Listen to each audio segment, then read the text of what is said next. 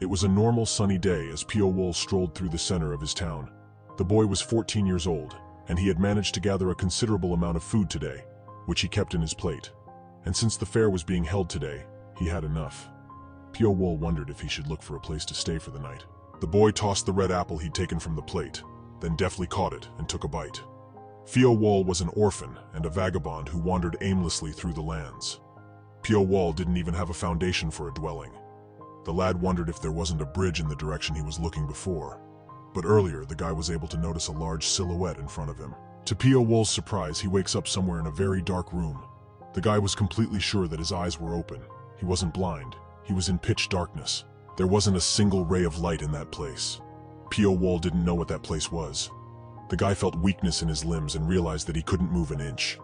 He had absolutely no strength at all. Pio Wool wondered what had happened then. The boy remembered that he met a man on the street. That unknown man had told the boy that he looked useful. The man must have something to do with why Pio Wool was in that place. The boy was completely unaware of the man's name or who he even was. Pio Wool wondered, for he didn't remember being rude to anyone. Then, this man must have some purpose, and not to kill him, but for something else. Pio Wool began to repeat the words in his mind, namely that his name was Pio Wool, that he was 14 years old, that his father's name was Pio Inhak. His mom's name was Lee Seong-hoon. The boy was desperate. Had he already lost his mind? Pio Wool didn't know if he was still asleep, because he didn't remember how long it had been since he was able to regain consciousness. Tears continued to flow from his eyes. Pran was very scared and lonely. Pio Wool had absolutely no choice but to remind himself of who he was in order to stay sane. The guy was really hungry. Pio Wool realized that he might starve to death soon. Pio Wool wondered if the man really wanted him dead. What did the guy do wrong, since he didn't even beg him? Even if Pio Wool is just some vagrant who has nothing. Pio Wool thought that there was absolutely no reason for the man to throw the guy into this hell. After that, the guy decided to try to move at least a little, first his fingers, and then his hand. Now Pio Wool noticed that he could move his hand, and now he could breathe a little easier. The guy's senses began to return. The guy could smell moisture, cold stone, and that he was underground. He could also hear the sound of water droplets. Pio Wool was very thirsty. The boy rolled over on his stomach and began to crawl with difficulty to the place where the sound of water drops came from. He was sure that he would be able to crawl there. Pio Wool didn't want to give up early, and he realized that he absolutely had to survive. Eventually, after a while, Pio Wool managed to crawl to the stone wall, and he easily touched the sturdy wall. By making a wrong move, Pio Wool hurt his finger on the sharp corner of the stone. The boy immediately afterward yanked his finger off and put it to his mouth. Blood flowed from his wound. Pio Wool realized that his attempts were useless. Suddenly, the guy saw someone's silhouette near him. He opened his eyes and tried to get a better look at the person who was standing right in front of him. Hallucinating, Pio Wool asked him why he was trying so hard to survive. His eyes were empty and his face was emotionless. Pio Wool himself was shocked because in front of him stood a guy who looked just like him. The hallucination continued, saying that the guy's attempts were ridiculous and that there was something important in his meaningless life, since he was fighting for it. Hallucination told Pio Wool to surrender before squatting down in front of the lying guy. Hallucination continued, saying that if he surrendered, he would find peace. But Pio Wool said that he would not find peace that way. Unless Pio Wool stabs the one who locked him up, he will not be able to close his eyes even after death. It was for this reason that Pio Wool was going to survive, no matter how hard it was for him, and take revenge on the one who had done this to him. At this, the hallucination asked if Pio Wool was going to get revenge, and if he was going to give up. The guy exclaimed that he was going to get revenge, and that he was absolutely not going to give up. The hallucination smiled and then disappeared, leaving Pio Wool, once again, alone.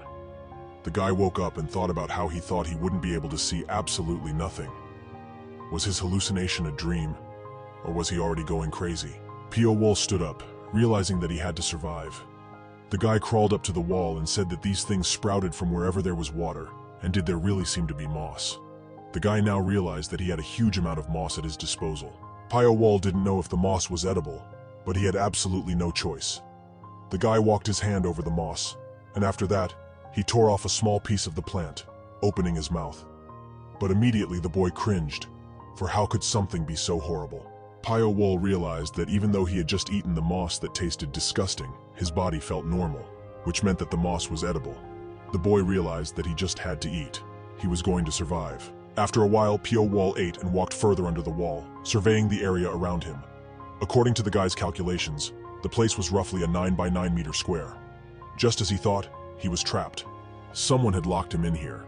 After walking a few steps forward, Pio Wall heard a strange sound, then turned around and saw an iron door. There was a small hole in the door, through which a bright light was coming through. Pio Wall was surprised and covered his eyes with his hand, because the light was blinding him.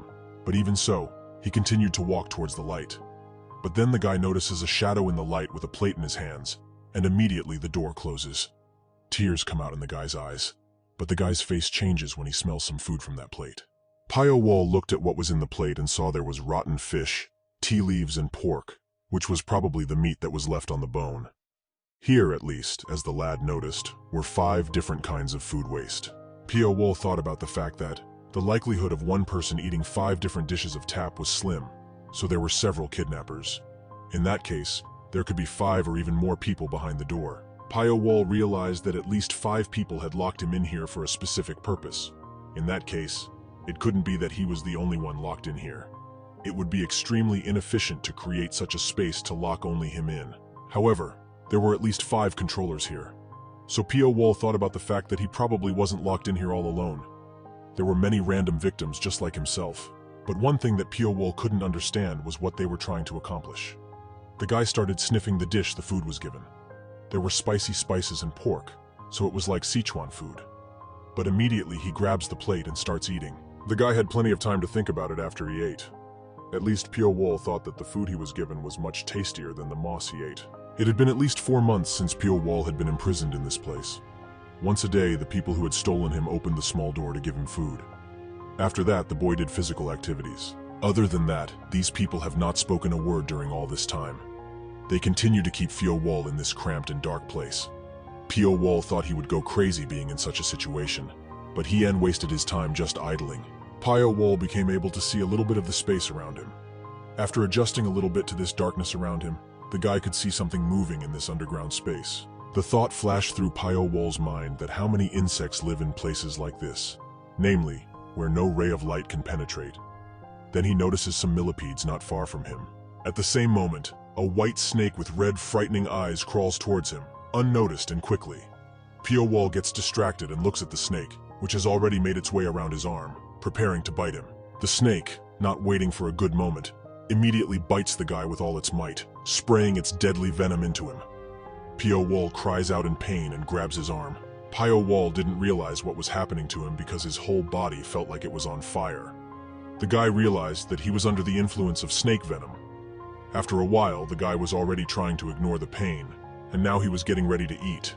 Pio Wall forcefully grasped the plate of food he was given and wheezed that there was no way he was going to die. After a while, the guy still managed to see the culprit behind his poisoning, the very white snake. Pio Wall wondered if he really had almost died from the white snake's venom, but he thought that some change had taken place in his body while the snake was throwing its venom at him. But now he could see better what was in front of him. Pio Wall chuckled in his head, realizing that it was funny. He decided to see if it was true that what had happened to him was the fault of this very snake. The boy reached out his hand to it. He had heard stories of people who grew stronger after experiencing poisoning. Pio Wall realized that if he could become resistant to the poison, and if he could get a weapon, he would definitely become stronger. He reaches out his hand to the snake, and the snake bites him.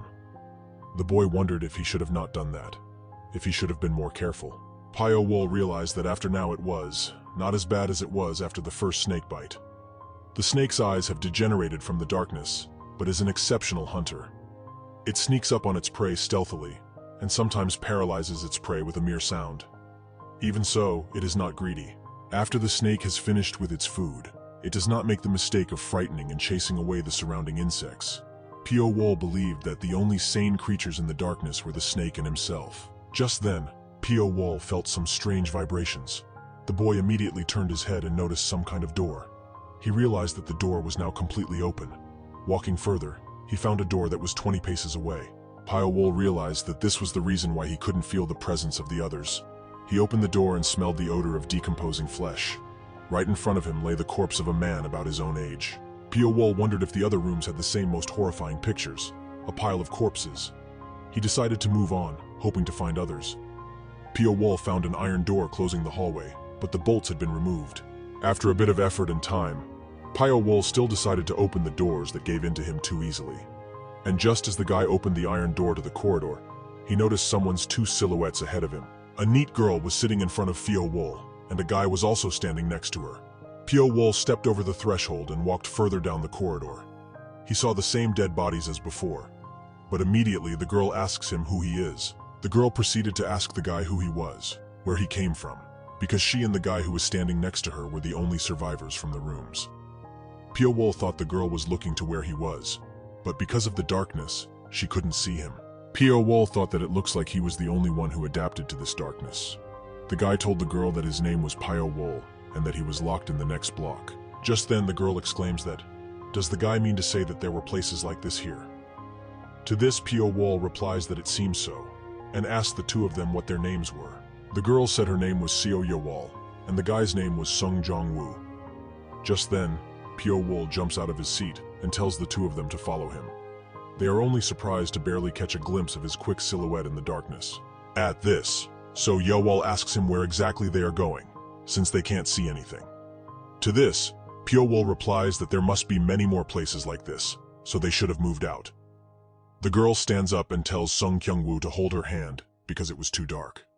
At this, the boy looks at her in surprise. When Pio Wool, Seo Yewol, and Sung Jung-woo entered the next hallway, they immediately saw the other kids talking about what had happened. Their surprised gazes looked at the three of them every now and then. Studying, Pio Wool decided to look around and realized that unlike where he was, it was unlikely that anyone had starved to death here. Instead, they were all choosing suicide. Also, these people had many more bowls of food than he did. Pio Wool was surprised and took a closer look at the bowls and wondered if their captors had treated them differently. Whether their captors had thought it through beforehand, worsening the conditions of some sections. But immediately Pio Wool was distracted from his thoughts, and Seo Yewol exclaimed his name, drawing attention to herself. She said that these guys had been trapped in this place for about as long as they had. Their names were Lee Min, Guo Shinok, and so on. After walking down a number of corridors, Pio Wool found another door. Quickly opening them, a blindingly bright light struck the children in the face. Everyone immediately started squinting and closing their eyes. Pio Wool thought they were outside, but they weren't. They were still underground. Pio Wool thought they had been here for so long that even the light of a normal torch was blinding them. When their eyes got used to the light, Pio Wool saw a strange structure underground, resembling a house. Pio Wool noticed that the buildings were quite fragile, as they were obviously made in a hurry, and it was just for appearance's sake, because there was nothing inside. A girl with white hair approaches him. She says her name is Lee Min. Lee Min approaches Pio Wool and looks into his eyes and asks him if his eyes were like that from the beginning, to which the guy replies in bewilderment. Lee Min says that Pio Wool's red pupils are just beautiful. Pio Wool only asks her if his pupils are really red now. He immediately thinks of the snake, and wonders if this happened to him because of that snake bite. Pio Wool realized that being different from others in a place like this doesn't lead to anything good. But then the girl says that the guy's eyes are a little red because of the proximity of the torch, but it's usually not that noticeable, and it seems like the guy didn't know about it. Lee Min continued by saying that then, the change in his pupils probably happened while Pio Wool was here. The guy exhales with relief.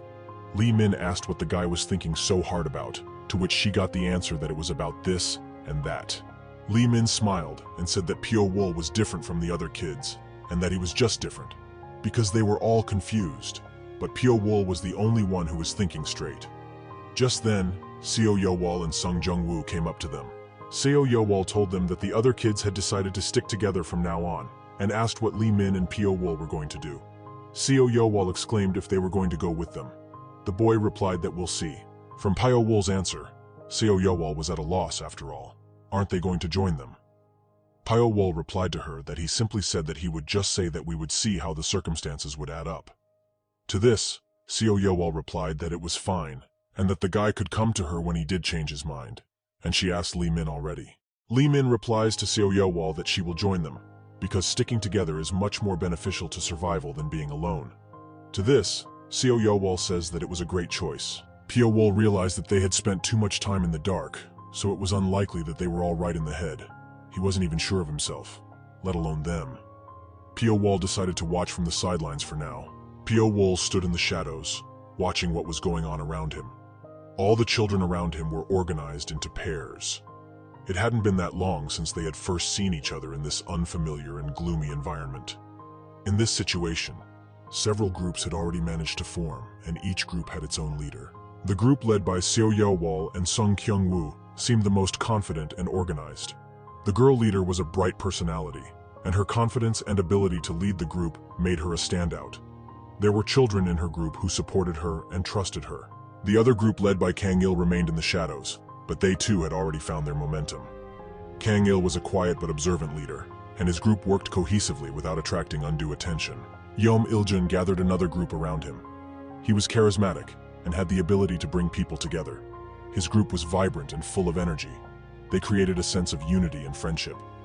The group with Guo Youngsan as the leader had its own dynamic. Guo Youngsan showed outstanding leadership qualities, and his group was ready for action. All these children leading their groups seemed like real leaders and were ready to take responsibility. To the other children who were left without a group, they looked like models of strength and organization, although they were all still just children caught in this strange situation. Yi Pyo-wol stood apart, not part of any of these groups. He remained an enigma, a man with no apparent leadership, but perhaps he had his own plans and his own strategy in this difficult environment. It had been a long time since then, and Pyo-wol walked the area regularly, examining it closely. He began to notice the changes taking place around him. But at one point, as he was walking near an old brick wall, he heard loud talking from the boys who were standing not far from him. They were animatedly discussing something, and Pyo-wol couldn't help but listen. It turned out they were discussing him. The option was suggested that perhaps Pyo-wol had killed all the people who had previously been in his cell. After all, he was the only one who had managed to survive, and that was thought-provoking. Pyo-wol only sighed softly at what he heard. These conversations might not have seemed serious to him, but they reminded him of how strange and dangerous his life had become. But he decided that even so, he couldn't be distracted by such trivialities. He had more important matters that required his attention. After a while, Pyo-wol returned to the place where he had been imprisoned. He was sure that the structure had been built relatively recently, but the walls were dotted with moss, indicating that the dungeon had been there for a very long time. And it looked like someone had used the place recently. Suddenly, Pyo-wol noticed a faint light coming from the ceiling. He approached the source of the light and discovered a small opening that was previously hidden from his view. This light aroused his curiosity, and he determinedly began to investigate this unexpected find. Pyo-wol continued to observe what was going on, and looking closely at the basket, he noticed some thin rope hanging from the ceiling. He realized that it must be a mechanism for lowering the basket, and most likely there was food inside the basket, which was again provided to them by the kidnappers. This thought could not help but cause a stir among the children, and excited shouts began to break out all around, urging the others to look up and see the basket coming. When the basket finally came down to the level of the children, all eyes were fixed on it. The children cheered when they saw that it was filled with food. Their stomachs instantly rumbled with hunger, and each of them waited impatiently to take their portion. However, at that instant, there was a loud, commanding shout from a girl. It was Xiao Yaowal. She was strictly insisting that everyone stop. Xiao Yaowal's hand was raised above the basket, and Song Jung-woo's hand followed suit. At this point, Pyo-wol decided to intervene. He interrupted Xiao Yaowal, telling her to wait as he too wanted his share of the food. He went over to the basket and began to take out his portion. Xiao Yaowal, with a smile on her face, proposed the idea that they should distribute the food fairly among everyone so that everyone would get a portion. She looked at the others, committed to the other leaders, with hope that they would agree. Xiao Yaowal stood there, looking hopefully at the heads of the other groups who were closely monitoring what was happening. They remained steadfast, their faces serious, and they expressed no interest in Xiao Yaowal's proposal. These heads, like sturdy pillars entrenched in their roles, were not going to relent. At this point, Pyo-wol decided to intervene. He interrupted Xiao Yaowal, telling her to wait because he wanted his share of the food too. Going over to the basket, he began to take his portion out of it. Suddenly, however, he was grabbed by the arm. It was Yeom Iljun, and his voice sounded menacing. He ordered Pyo-wol to put all the food back in the basket, and warned him not to take anything from that basket without the permission of those in charge. He emphasized that control over the contents of the basket belonged to them alone. At this moment, as the excited children surrounded the food basket, Pyo-wol felt an inner rise of determination. He decided that now was not the time to be silent. Xiao Yaowal had suggested the idea of distributing the food fairly, and Pyo-wol decided that was exactly what he needed. He interrupted her, loudly telling her to wait. He confidently approached the basket, ready to get his share of the food out of it. Despite the indignant looks and cries of the children, Pio Wol began to take food from the basket. However, his determination was suddenly interrupted when his hand was grabbed. It was Yeom Il-jun. His voice sounded menacing, and his hand squeezed Pio Wol's arm with force. He ordered Pio Wol to return all the food to the basket, and warned him not to take anything from the basket without the chief's permission. His words sounded like a sentence, and his expressive face expressed the seriousness of the situation. Yeom Il-jun emphasizes that the control over the contents of the basket is theirs alone, and no one can disrupt that order. But immediately from the guy's words, Pio Wol goes into a rage and attacks Yeom Il-jun with force with his fingers in his eyes. Pio Wol, with an expression of aggression on his face, demandingly orders Yeom Il-jun to repeat what he just said. Under the influence of his anger and threat, Yeom Il-jun attempted to do so, but his voice shook and blood flowed from his eyes. He was in excruciating pain, and his cry was distorted with anguish. Then, Pio Wol, showing no pity, began to choke Yeom Il-jun, clutching his throat with his hand. He pressed the guy with such force that Yeom Il-jun was on the verge of suffocating. Pio Wol again demanded that Yeom Il-jun repeat his words, but with a more mocking tone, ignoring Yeom Il-jun's suffering. The children around them were horrified and shocked at what was happening before their eyes. They shouted restlessly, demanding that Pio Wol stop his actions and that he let Yeom Il-jun go immediately. Some called him a crazy bastard and asked if he had lost his mind. Pio Wol himself, at this moment, resembled a sinister snake with red eyes, ready to kill for his own ends. His gaze expressed hatred and a desire to control the other children. But before he let go of Yeom Il-jun, he struck one last blow, pressing down on his eye with force, depriving him of his sight completely. The children around them continued to watch in bewilderment and horror at Pio Wol's actions, believing him to be a madman whose behavior was beyond their comprehension. The children surrounding this horrible scene could not contain their emotions. They were completely shocked by what was happening and watched Pio Wol's actions with bewilderment. They called out to him in horror, calling him a madman, and couldn't believe how far he had gone. Pio Wol himself resembled the same snake with red eyes. When Pio Wol finished his horrible actions on Yeom Il-jun, he slowly rose from his seat, leaving the boy writhing in pain.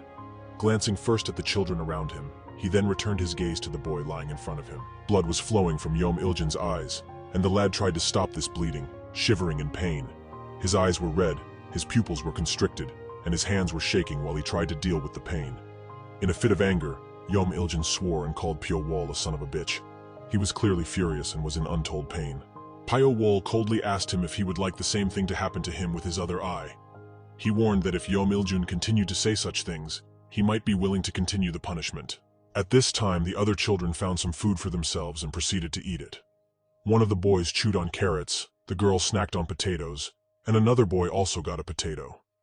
Pio Wol himself watched all this silently, sitting back and studying each person and their habits. The thought came into Pio Wol's mind that all this might have been part of a test. A kind of test to determine which of the children would be useful to their captors. The boy gnawing on a radish caused him to think that perhaps this was what had been going on all along. He was convinced that the kidnappers would continue such actions on their part until they achieved their goals, and that many children who did not fit those goals would be killed in the process. Pio Wol also realized that in any case, all the children in that place would become his enemies. After a while, Seo Yeon-wol turned to Pio Wol, who was still sitting in his seat, pensively contemplating. The girl asked how he was doing after what happened, wondering how he remained calm despite making an enemy of himself to many children around him. She was also surprised that many children had left Yeom Il-jun's group after what had happened. Pio Wol shifted his gaze to Seo Yeon-wol, his eyes meeting her gaze. He replied that Seo Yeon-wol's group was now the biggest among all the groups.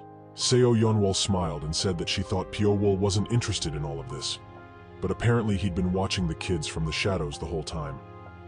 Pio Wol looked away and replied that just as they were all interested in him, he would be interested in them. He shifted his gaze to Seo Yeon-wol again, and thought for a moment. The girl was the last to join their group, but she stood out amongst all the leaders. The kids respected her for providing food for their entire group. Seo Yeon-wol interrupted the flow of thoughts in Pio Wol's head and asked if he was still living in a dark room because of the other kids' fear. Pio Wol replied that it was just convenient. The girl nodded understandingly. Pio Wol, in the meantime, pondered on the fact that he wanted to strengthen his resistance to poison. The bites on his arm had already stopped hurting so much, and he realized that he had become more resistant to the snake's venom. At this time, Pio Wol continued to reflect that it would be beneficial for him to strengthen his resistance to venom. By this point, he noticed that the bites on his arm were no longer causing as much pain as before. It made him think that perhaps his body was beginning to adapt to the snake venom. The boy lifted his sleeve now and then to assess the condition of his wound and watched it heal. Seo Yeonwol asked Pio Wol why he didn't join their group instead of staying a loner. Pio Wol replied that he thought he had answered that question a long time ago, but Seo Yeonwol cleverly pointed out that he hadn't given a direct refusal and said that he had said he would think about it. There are voices in the distance, and Seo Yeonwol notices that it's time for food. Kang Il, one of the men in charge, expresses his hope that no one will try to climb into the basket, and warns that if someone decides to cut the rope while they're lifting the basket, it could end fatally. One of the guys gets closer to the basket and expresses his displeasure, asking what's going on. Kang Il is horrified to discover that there is very little food left in the basket, as if someone stole most of it. Even Seo Yeonwol is surprised by this turn of events. Pio Wol, getting up from the rock, thought that, here we go. The guy had thought of this outcome a long time ago, because their kidnappers couldn't have not thought this through. Mak No-sam was the guy who survived the very last block and joined the group led by Seo Yeonwol. He was considered the squishiest in the group, but his persistence made up for his physical weakness. However, Mak No-sam was soon found dead. Some child, for some reason, had decided to kill the weakest child among them. The very reason for the murder remained a mystery to all the people here. The children exclaimed in despair and grief. Seo Yeonwol stooped down to the body of Mak No-sam and wept bitter tears, while his comrade cried with rage and grief, declaring that he would not leave unpunished the one who had committed this terrible crime. All the children knew why this had happened. The reason for Mak No-sam's death was his physical impotence, his weakness among all the children. And one who was weak by nature could never become stronger without doing anything to make it so. Seo Yeonwol and Sung Jong-woo stood in front of Mak No-sam's body. The two of them wanted to honor the guy's memory, so it took them a little time to find a thick tokni that wouldn't see through the corpse. The guy expressed his rage and promised revenge on whoever committed the murder. Seo Yeonwol remained speechless, deep in thought about something in her head. The guy himself was swearing now and then, and said if they knew who did it, they would definitely take revenge. She then told the guy that it didn't matter who the killer was. What mattered was that the person who had followed them had died. Song Young-woo turned to ask her a question, and her eyes darkened, her expressive face becoming more serious. The girl said that they should take revenge using the same method as their enemy. Her very attitude was very serious and gloomy, because they would have to kill the children from the other teams. The situation was getting more and more tense, and Pio Wol watched something resembling a war approaching. The next targets of the assassins were the weakest of the other leader groups. The boy sat in the distance and watched, realizing that something terrible was coming. In the beginning, the weakest of Go Young-san's group was found dead, but that was only the beginning of a terrible wave of deaths. Each night, the number of people killed increased. First from Yeom Il-jun's group, and then from Go Young-san's group. Even from Kang Il's group, the weak children continued to die day after day. Hunger and fear made the children lose trust in each other and become aggressive like demons. Their eyes burned like devilish predators' eyes in the night. All the children even ceased to look like ordinary people but were monsters who were ready to kill for a morsel of food. Pio Wol himself stayed in the room where he had been from the beginning. The lad fed on the moss that kept growing in his dark room and felt that this strange taste of it disgusted him. The children starving in this place had not yet reached the point where they could eat moss. But Pio Wol realized that the peace between the groups certainly wouldn't last too long. Suddenly, he heard a noise in the corridor, the stomping of feet. Pio Wol immediately sharpened his ears to better hear all the sounds in the hallway. He realized that no one could have come this far just like that, so there was only one other reason why there might be other children here: murder. Pio Wol immediately turned around quickly at the sound. At that moment, Pio Wol silently counted the number of people approaching him. He realized that there were definitely 4 of them. This was something unbelievable, as he couldn't believe that they were able to get lost in this part of the dungeon. Suddenly, there was a voice asking if this was the right place, and a quick and frightened reply came from one of the guys saying that it must be the right place. Already frightened, the guy went on, describing how he had seen with his own eyes Pio Wol heading in that very direction. Yeom Il-jun was beyond furious and thirsty for revenge. He shouted, asking where that bastard Pio Wol was. He remembered that he had already killed 2 people after their fight with Pio Wol, and now was the perfect opportunity for revenge. However, he couldn't find Pio Wol. Suddenly, one of Yeom Il-jun's comrades cried out and reported that he had been bitten on the leg. A few moments later, he was lying on the floor with foam at his mouth from the snake bite. None of his comrades around him had any idea at all what was happening or what to do. Yeom Il-jun ordered everyone to watch everything that was around them as something was near them. His comrade who was behind him also let out a muffled cry and dropped the torch from his hands. Yeom Il-jun immediately, with rage in his voice, shouted for the one doing this, namely Pyo Wol, to show himself, calling the fucking rat. The remaining two guys turned around to see who did it. A familiar silhouette immediately appears from the shadows. This person who killed the comrades just now so quickly was the same Pyo Wol. The guy wrapped his arms around his comrade Yeom Il-jun's neck hard, while the other guy was squirming in pain and not having a chance to breathe. Yeom Il-jun continued to stand there, clenching his fists. He did nothing because he was afraid, but at the same time his comrade was being strangled by Pyo Wol, who didn't care about him. Yeom Il-jun shouted for Pyo Wol to let Jung Ha go now, but Pyo Wol didn't care at all about the guy's words. Even so, he hesitated, realizing that at this rate, this same Jung Ha would die by his hand, and he would become a murderer. For a few seconds, Pyo Wol relaxed his grip on the guy's neck. Pyo Wol wondered if it was possible that he shouldn't have killed this guy right now, but still, he would definitely have to kill someone sooner or later. So he wasn't afraid to get his hands dirty with blood. Yeom Il-jun, with rage in his voice, shouted that Pyo Wol had killed all his men, and then immediately he calls the guy standing in front of him a real demon. But Pyo Wol didn't care deeply about his opponent's words. Yeom Il-jun's eyes were completely red from the anger that was raging inside him at the moment. His teeth were gritting with anger. Il-jun immediately makes a quick lunge forward, shouting for Pyo Wol to die. But Pyo Wol successfully dodges. After a while, Yeom Il-jun realized that Pyo Wol had managed to run off and hide somewhere by then. And also, all this time, the guy had apparently been giving death blows to the air in front of him. Yeom Il-jun immediately started screaming in rage and asking Pyo Wol where he had gone, that he was frightened, and shouted at him to stop running and hiding like a real rat. He shook his head every now and then in different directions. Immediately after saying that, Pyo Wol appears right behind Yeom Il-jun's back and tells him that this time their fight will definitely not end with one eye. Yeom Il-jun starts running away from the guy in fear, screaming loudly. Pyo Wol started to approach the guy, and the guy shrieked for him to wait and suggested to Pyo Wol to team up with him. To this, the guy looked at him bewildered. Yeom Il-jun continued in fear, nervously shouting that Pyo Wol definitely wouldn't last long alone, making only enemies. It was for this reason that Yeom Il-jun had suggested that Pyo Wol work together with him. Even Seo Ye-wol and Sung Jung-woo's groups won't be a hindrance if they team up. But Pyo Wol didn't care at all about Yeom Il-jun's words. The other continued, shouting that if Pyo Wol didn't like his idea, he would even agree to become his subordinate, and that he would become his six. He shouted that he was different from the people the guy had just killed and that he would do good. He asked the guy to use him. Pyo Wol had by this point come almost right up to Yeom Il-jun, ignoring almost everything he said. He told Yeom Il-jun that he was sure he would be obedient at first, but he was also sure that after a while, he would do the same shit he did today. Yeom Il-jun cried out that these words were the truest lies. He swore that he would never do something like that ever again. In the same instant, Pyo Wol was able to wrap his arms around Yeom Il-jun's body with a deft and quick movement and began to choke him with all his might. But now, Yeom Il-jun's breathless body fell to the floor, and Pyo Wol was panting heavily afterward.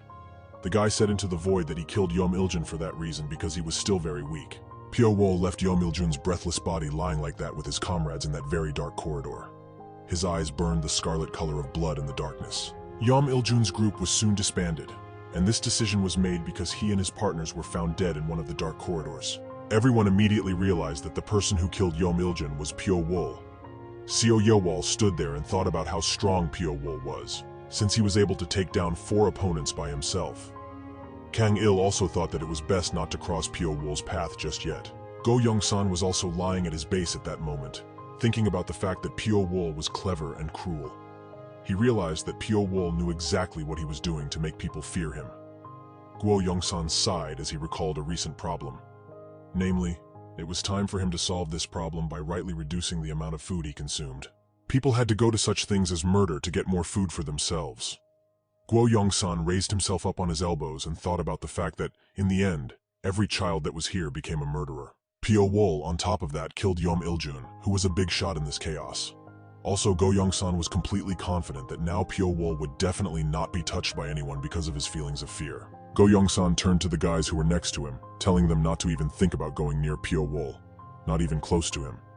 He continued, asking what could be scarier than a person with nothing to lose. The guys sitting next to him shook their heads and said they would obey the head.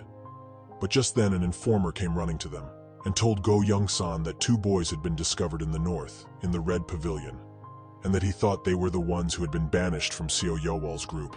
Go Young-san asked him if he was sure of the truth of this information, to which the informer answered in the affirmative, saying that he had checked the information they had received several times. Go Young-san asked what about the food. The informer exclaimed that they had potatoes in their hands and that they would eat it all if they didn't hurry up.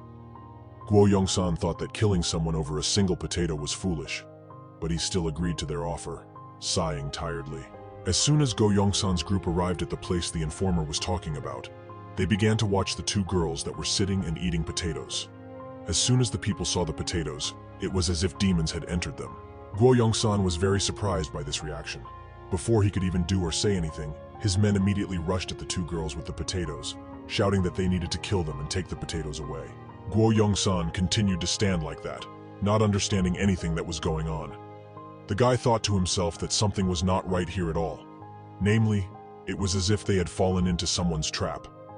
One of the girls immediately whistled, giving a sign. Immediately after this sign, people from Seo Yowal's group with batons in their hands began to jump out of the windows of a neighboring building and began to knock out the people from Go Young-san's group with strong and dexterous blows. Go Young-san shouted to all the people that this was all a trap and they should all retreat now. But before Go Young-san could even take a step, he was immediately surrounded on all sides by people with clubs from Seo Yowal's group. Seo Yowal and her companion Song Jung-woo showed up. The girl turned to Go Young-san and told him that a rather large fish had been hooked for just 1 potato. Seo Yowal continued, saying that it looked like they would reduce the number of mouths they had to feed today.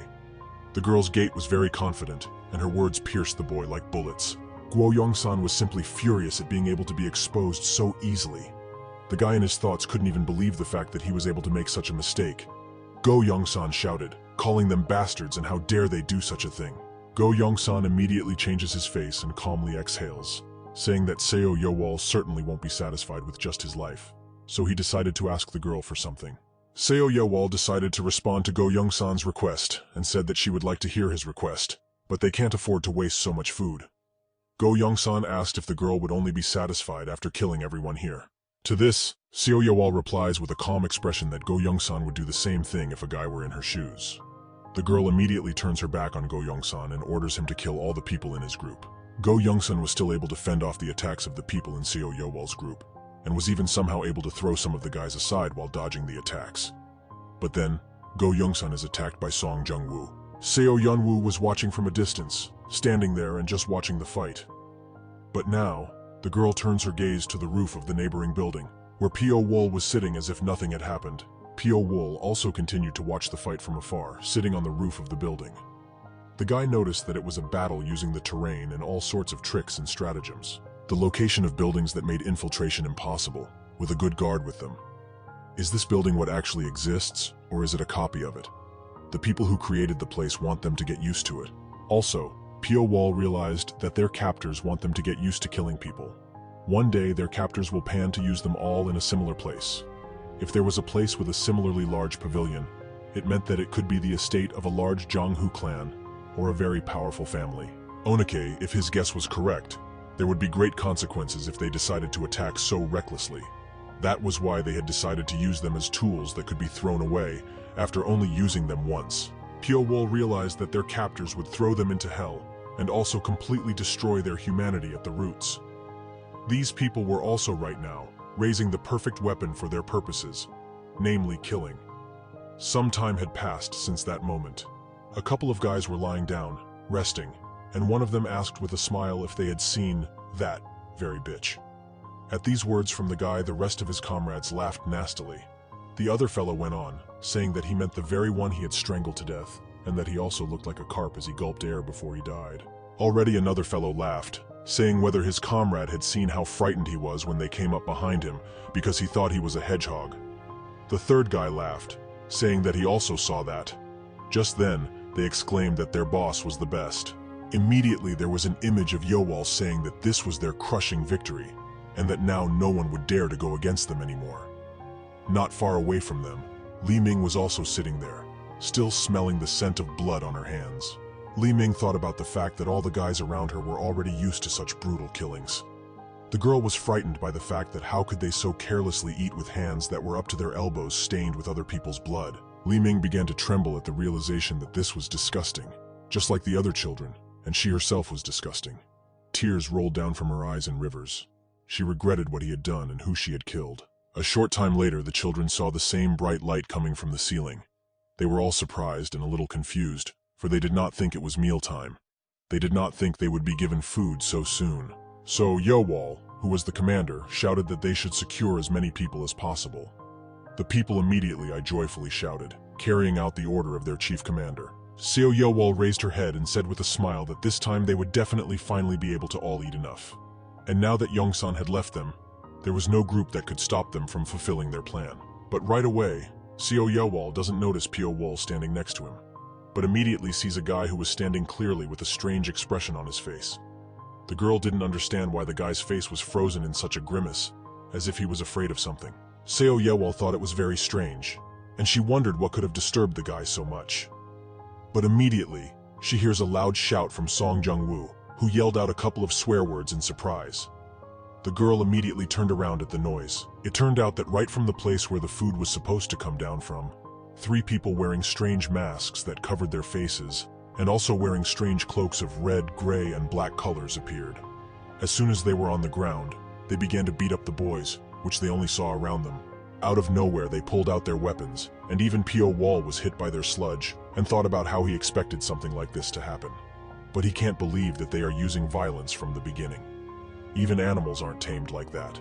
Pio Wol that all he had to do was endure all that horrible pain.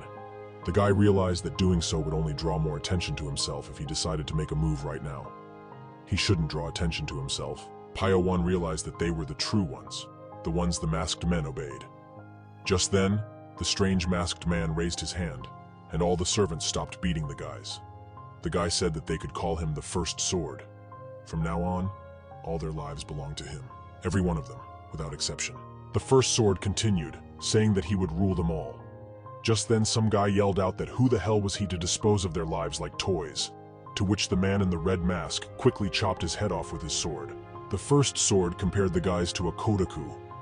When they put all the poisonous creatures in one jar, and then they will eat each other until there is only one left that has the strongest poison among the rest. Then the First Sword turns to the Second Sword, saying that among these countless children, only he was more evil, and those who had the strongest survival instincts survived. The Second Sword also listens attentively to every word that the first one utters. The latter continues, asking the second one which of them they should all pay attention to. The Second Sword replies that it is, as expected, Xiao Yowal. The Second Sword continues, saying that it is Xiao Yowal who leads the largest group, and that her influence on the children as well is almost absolute. If they don't suppress her spirit properly, then in the future, this girl will be much harder to deal with. The First Sword orders the Second Sword in a serious tone to give So Yowal their special attention, and also that it wouldn't even occur to her to incite the children to rebellion. To this, the Second Sword responds with a bow, and says that he will carry out the order. First Sword also adds that Song Qianwu and Kong Il are also worthy of special attention. Despite being overshadowed by Xiao Yowal's brilliance, they are the most outstanding in terms of their martial arts attitude. The First Sword asks the Second Sword a very interesting question, namely what happened to the only survivor from the first sector. The Second Sword replies that if the First Sword is referring to Pio Wol, then he's still alive. The First Sword responds with a nod and says that he understands. He also adds that Sector 1 had the least food and the most unsuitable conditions for survival. Survivors in that place would not be considered normal. Immediately, the First Sword's tone changes, and he orders the Second Sword to pay very close attention to Pio Wol, because it was impossible to even predict what the guy might do. The second immediately bows to the first in a sign of respect. The First Sword says that they only have 6 years left, and that they just have to finish this thing before then. His hand immediately reaches somewhere under his clothes, pulling out some small object. It turned out that the object was a small-sized golden-colored tube. The First Sword looked at the object and asked himself why on earth their captain had accepted such a request. The First Sword understood that only the captains of the Blood Phantom group had to fulfill an assassination request. The very duration of the request itself was 7 years. The reward for fulfilling the request was 500,000 gold yang. The condition was to not leave a single trace of the Blood Phantom group. After a while, the third sword stood on the roof of the building that was not far from the guys below, and he said for everyone else to pay attention to what he had just told them. The third sword immediately raises his hand and points towards the red house that stood far away from them. He pointed at it with his index finger and said that this red house was their target. Whoever reaches it first will get a 2-hour respite, and the last one to arrive would be the person who would find out what hell was really like. All the children immediately started running at full speed to that red house to get at least 2 hours of some kind of a break. The merciless days went on like this, day after day, with no end in sight. They were completely filled with training to grow them into assassins. If they could not bear all that was happening, they would die before they could even see the world. They must all do their best to survive in such conditions, and in such a place. By then, Xiao Yowal was the person who was the very first to run to the red house and managed to win herself a 2-hour break. Just as Piao Wol, the first sword, had thought up to that point, Xiao Yowal was the most extraordinary person in this place. The girl possessed outstanding intelligence. Also, her judgment, courage, and organizational skills were top-notch. But what was it about Piao Wol? The second sword answers the question posed, that this guy was pretty much mediocre. So far, he wouldn't show anything that would make him stand out from the rest. To this answer, the first sword replies that he expected something more from Piao Wol, since he was the only survivor of the first block. But just in case, he orders the second sword to continue watching the guy. Seo Yanwal looked at Piao Wol with surprise. The girl asked the guy if he was reading the book on the Thunder Split cultivation technique again, because he was reading it again, and that he had studied the book enough. Seo Yewal sta in a hand-in-hand pose and tells the guy that the mentors are no longer forcing her to read. To these words of the girl, the guy replies, he just wanted to read the book again. To this, the girl only yawned and asked the guy if he was tired at all. Seo Yewal said wishes to the guy that he would have fun there and she would still go and sleep. Piao Wol remembered the words of the third sword who had told them that the thunder-splitting cultivation technique was so simple that even inexperienced youths like them could easily learn it. They all had to try hard to obtain this technique, so they would all give them 3 months to fully learn it. That was why Piao Wol had set a goal to learn the thunder-splitting cultivation technique in the time allotted. If the guys still managed to master the first stage, their body would be reborn into something that would be able to sense ki and also store internal energy. The technique that the mentors made them learn to sense ki. It was also the very technique of the thunder split cultivation. And also all the children and the mentors thought that this technique was just a way to sense ki. But none of them were going to fully master this technique, cracking the thunder itself, since it was already physically completely impossible for a person to crack the thunder with their own strength. It might just be a reference to the speed of thought. Piao Wol realized that if he were to learn the technique of cultivating split thunder in this interpretation, he would be confident that he could obtain something different from what he already had. Even if Piao Wol did learn martial arts faster than the other guys, he definitely shouldn't show that to the others. The guy understood that he shouldn't stand out for better or worse. That was what he had been doing until now. But one day something unpredictable happened for Piao Wol. Namely, one of his comrades decided to attack him with a knife. Thanks to his agility and sixth sense, Piao Wan was able to dodge his opponent's attack. Some guy smiled menacingly, saying that Piao Wol had managed to dodge his attack after all. Piao Wol himself was surprised at the fact that this guy had actually tried to kill him just now. He asked him why he was doing it. At these words, the guy just started laughing madly, saying that fighting isn't really fun at all, like fighting to the death, and asked if Piao Wol thought the same as him. Piao Wol was a little taken aback at such words and tensed up. Piao Wol thought about the fact that the mentor hadn't paid attention to them ever since he had taught them the sword technique. Did he really not care at all about what was going on? By then, the guy had shouted to Piao Wan to give his best in the fight, because if he didn't, he would end up getting killed. The guy was running around Piao Wan every now and then, trying to confuse him or attack him from the most unexpected place. And so, the first blow of the opponent Piao Wol calmly repels, noticing that his opponent uses hidden blades. Piao Wol also manages to successfully dodge the guy's second attack. The third attack, which was much more difficult, he was also able to survive. The guy with a smile on his face told Piao Volu that he was good, and that he couldn't believe that he was able to block all of his attacks. The guy continued, saying that if Piao Wol only defends himself, it won't be fun at all either. At this, Wol only continued to stand still as he pondered the guy's words. He shouted for Piao Wol to stir him up even more. Piao Wol already realized that he certainly had no choice. That's why he threw his weapon to the floor and kicked the guy in the stomach, throwing him a decent distance away from him. His opponent immediately dropped his weapon. And now, after some time of training, the second sword stands next to the first sword and tells him what happened, and that also the growth rate of their assassins has exceeded all their expectations. The second sword continued, saying that at this rate, the process of raising them could take 5 years, instead of the same said 7. The first sword replied to him that the second sword was completely underestimating their stated goal. He was the most gifted person in all of Sichuan. To meet such a person, even perfect preparation would not be enough.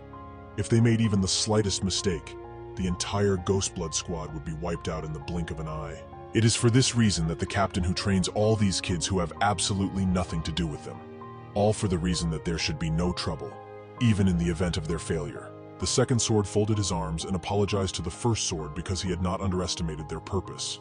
The first sword responded by telling him that he knew that, but the second sword should still always be prepared for everything. The first sword immediately asked the second sword if there were any problems with the children learning assassin techniques, to which he receives a negative answer.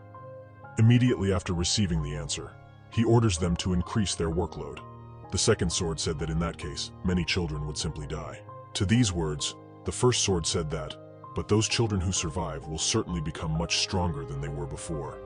Still, they decided to stop at this plan, because the result was more expensive than the path they had traveled. At the same moment, during another fight, Pio Wall strikes his opponent hard, breaking one of his arms. His Protikni immediately falls to the floor, clutching his wounded arm and screaming in terrible pain. Pio Wan is approached by the first sword and the second sword. The second sword asked the guy if he was the one who did it. Pio Wall didn't understand at all why these people had come to see him. Immediately, he answers the question in the affirmative. In the same instant, the first sword brings the sharp blade of his sword right within a few centimeters of Pio Wan's neck. The boy wondered when the man had time, because the strike was too fast. The movements of the first sword were too fast to see with the naked eye. Pio Wan couldn't believe that the man was capable of swinging his sword with such speed. And so, it was at this point that the guy started to get a little worried, because the man didn't remove the sword from his throat. Sweat broke out on his face from fear and panic. Pio Wan didn't realize if he had made a mistake, or if he had gone too far by not watching his actions at all. He realized that the only thing they needed was useful tools in their arsenal. The boy realized that if he made a mistake, he would die. But after a couple seconds, the blade of the sword lowered to the scarlet blood stain on his clothes, poking at it. The first sword said that an assassin should never leave a mark behind him. By breaking his arm like this, Pio Wan is simply telling his enemies who he is and what martial art he possesses. The first sword continued to give its instructions to Pio Wan, telling the boy to keep one thought in his mind, namely that he should never leave a trace behind him. Just then, Pio Wan exhales with relief, because he was under a lot of stress. Already 6 years later, they had a training session. The man in red was walking and eyeing people among the debris of buildings. And so, the masked and red-cloaked man finds one man and tells him with a menacing look that he would be dead by now if he were his real enemy. The fellow himself, however, who was found, was very depressed. The masked man thought that no matter how hard they all trained, but the turtle-breathing technique of an inexperienced assassin would be spotted with great ease. Just then, the man finds almost all of the people that were hiding in a couple of stone blows. The masked man says that these guys aren't ready for a real fight. Just then, he remembers that there's one more to find. The man was told that there were 5 people hiding in this area. They could have been wrong. The masked man thought that no matter how hard he would try to look, he could feel absolutely nothing that reminded him of a living person. He didn't understand what was even happening. The masked man immediately tapped his staff on the floor and told the 5th man who was hiding to come out of his hiding place because he couldn't find him. The man was amazed that this guy was hiding so close to him. The masked man says he's not surprised that the man was Pio Wall himself. To this, the guy asks him that since his training was over, can he go rest? The man responded by saying yes, and afterward he cursed as the guy left.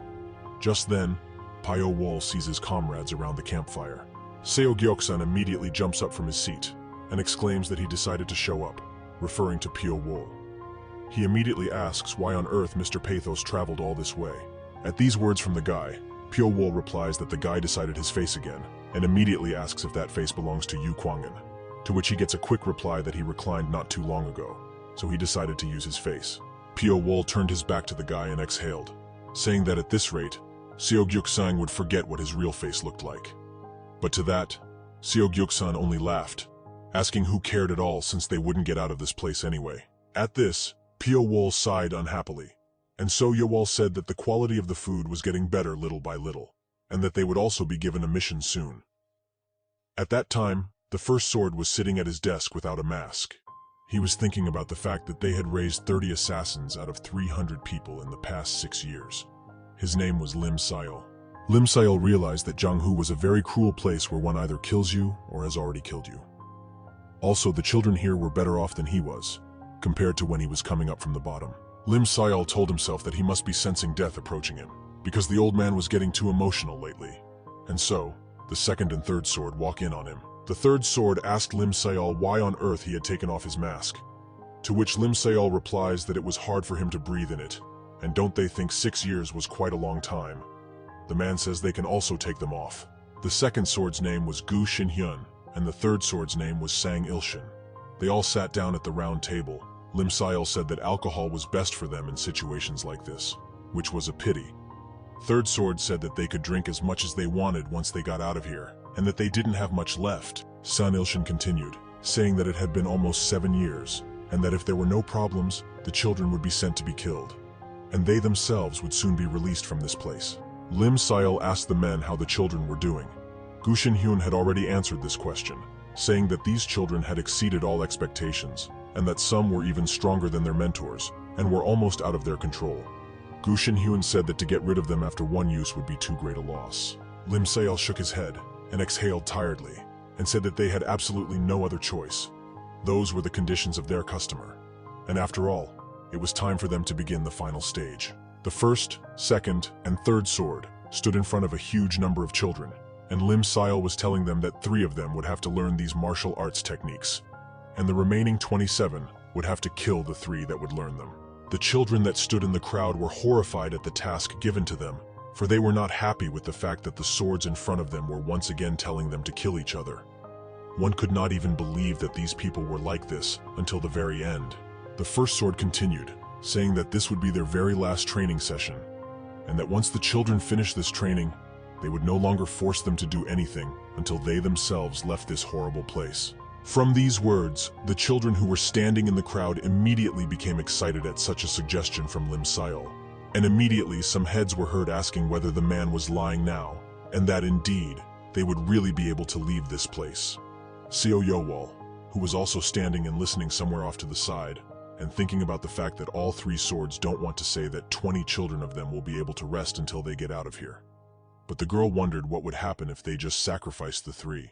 Pio Wall also sunk deep into his thoughts, wondering if the 3 swords had just thrown them some pretty good bait. And then just now, the guy decided that it was time for him to act. Those who would teach these arts would become walking targets. These must be the same martial arts their assassination target was studying. Is it possible that they are on a completely different level compared to what they have studied so far? Pio Wall realized that he was getting greedy, and he raised his hand.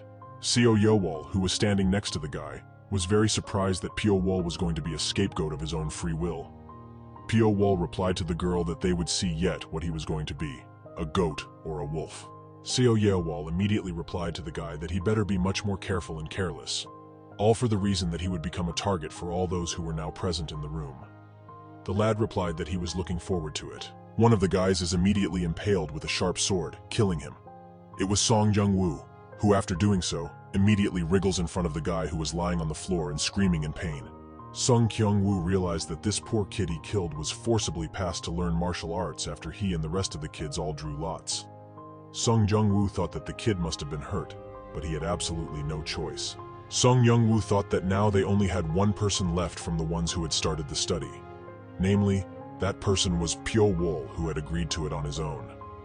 Seo Gyuk-san immediately told Sung Jung-woo something that it was like the ultimate celebration for him right now. It was because he was having a great time killing other children. Lee Min, who was standing next to him, immediately asked the other kids that there was only one Pio Wol left.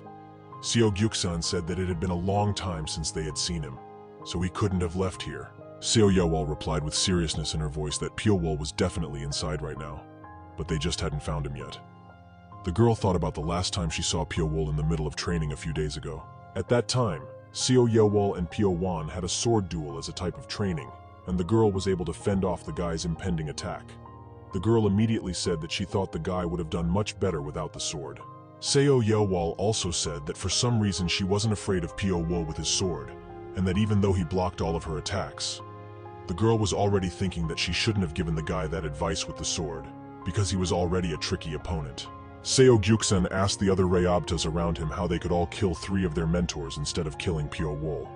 It would definitely be a lot easier than killing Pyo Wol himself. Seo Gyuksan's words are echoed by Sung Kyunghwa himself, waving his head in a sign of affirmation. It seemed more logical to him too, rather than running around endlessly looking for a difficult opponent like Pyo Wol. But it couldn't be that the first, second, and third swords didn't have any countermeasures at all against all of them and the other children. So for that reason, Song Jungwoo was sure that the swords had put some kind of restraints on them. To these words of her comrade, So Yewol replied that Sung Jungwoo was right, and that they should think about how they could best remove the restraints, and then focus first on finding Pyo Wol himself. Everyone around them liked the idea, and Seo Gyuksan exclaimed that he thought they had no choice but to do something else after their conversation. All the guys moved forward out of the cave, leaving behind the corpse of the guy. Pyo Wol was standing near the same corpse at the time, eavesdropping on the interesting and intriguing conversations of his enemies, who were formerly comrades, on the plan to kill him. The lad was surprised from the fact that the fellows were more interested in killing his 3 mentors. Approaching the guy's corpse, Pyo Wol closed the dead man's eyes with a smooth movement of his hand. Pyo Wol realized that the mentors were most likely busy chasing after the kids who would try to find him. So there was no way that there could be such a thing, that they weren't keeping an eye on the children who were thinking about such things. In that case, Pyo Wol realized that this might be his best chance to find out the guy's real motive. By then, the kid had already managed to sneak to the sword's den by lurking behind a rock. Pyo Wol thought about the fact that this place was the temporary base of their 3 mentors. There were about 2 masked men with red capes standing guard there.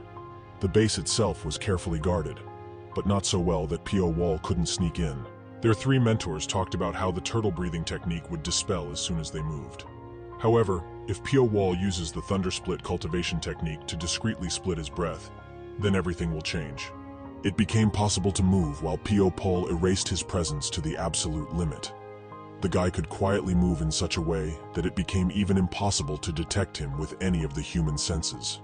And so finally the guy was inside the base of their mentors. After walking through several rooms and various corridors, Pyo Wol found that most remote place from the front entrance. The guy immediately went inside, and all he could find were 3 chairs and 1 round table in the middle of an entire room. The guy immediately started looking all around, trying to figure out what secrets they were hiding from the kids in this place. Pyo Wol decided to read a couple of books from the shelving unit that were not far from the same round table in the middle of the room. The boy wondered what these so-called mentors were that were trying to raise them to be real killers. After a while, Pyo Wol was already looking around at completely different nightstands and other hidden places that might have even the slightest bit of information. The boy wondered where this place was and how they could get out of here. And so, at last, Pyo Wol finds the very thing that immediately attracted all his attention.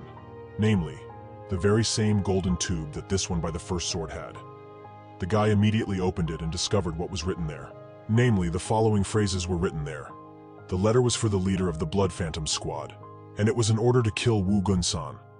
The term was 7 years, and the reward was 500 yang. The conditions were to not leave a single trace leading to the Blood Phantom Squad. The boy realized that the letter was with an order, but Pyo Wol couldn't understand absolutely one thing, namely that, who was the person they were supposed to kill? Namely Wu Gun-san. Just how great Wu Gun-san must be for them to have spent 7 years cultivating assassins by testing and killing them.